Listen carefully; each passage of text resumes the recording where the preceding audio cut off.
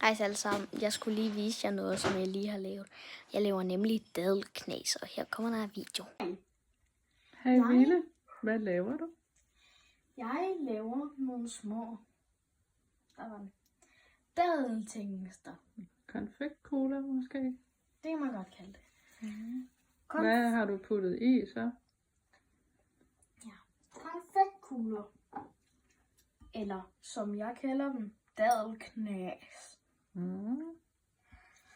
Der skal man hakke en appelsin slikkepind og 5 appelsin mintos.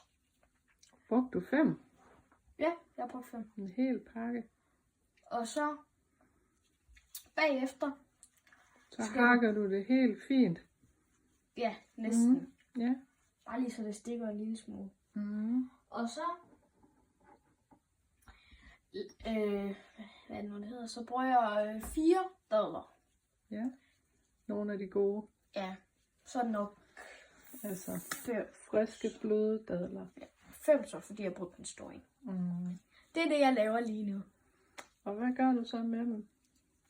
Så ruller jeg dem sammen og propper i et glas. Så du har ældet dem rigtig godt. Kan jeg se de flotte glas så? Det er det. Konfektkugler i. Ser godt ud. Ja. Bortset fra, at det ikke er så godt lys her. Spændende.